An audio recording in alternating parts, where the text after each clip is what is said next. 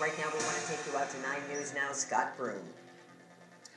Well, Scott? I'm in Frederick County on New Design Road, just south of Frederick, and somewhere down this road are two cars. One of them belongs to a gentleman named Chris Perry, the other one to Ronnie Jones. Both of these people spent the night in their vehicles, and they were rescued this morning. Let me show you the pictures of them that I just took when I met with them at the nearby fire station here.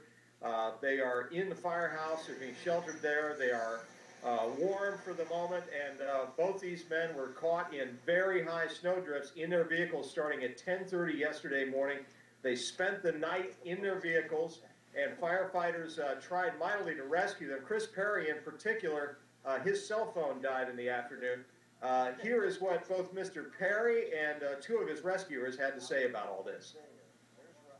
There was about an 8-foot drift back about 200 yards behind me, which the firemen were kind enough to come up and walk around that, come up and get me and bring me back. Without them, I'd be in real trouble. I mean, these guys here at Western Drive Station, all the firefighters in this area out clearing the roads and getting people out. I mean, can't say enough. I mean, thanks to them, I don't know if I'd have made it. Some were waist deep, and we actually crawled.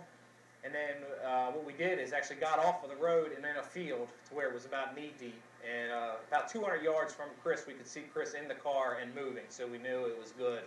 And he didn't see us until we got about 20 yards from him. He looked in the rear view and saw us and jumped out. Luckily, I had a bunch of extra clothes in my car, and we usually do. So stay pretty warm. You kind of alternate, turn the car on, heating it up, and then turn it off, and let it cool down, and run it back up again. Just conserve gas. And other than that, just try to make it through till the morning as best you can. When we arrived this morning, we weren't sure what to expect, whether Chris would even be alive, quite frankly. I lost cell phone. My battery died probably about 4:30 yesterday. So they didn't have any idea what was going on with me, and I know it made it even tougher on these firefighters trying to come find me. So lesson learned: always keep your battery charged full blast and keep it warm, because that cold kills that battery in the cell phone. Yeah, it's when firefighters lost touch with Perry yesterday afternoon about 4:30 that they really got worried. They made him the priority for digging out. He had a Ford Explorer 4-wheel drive truck.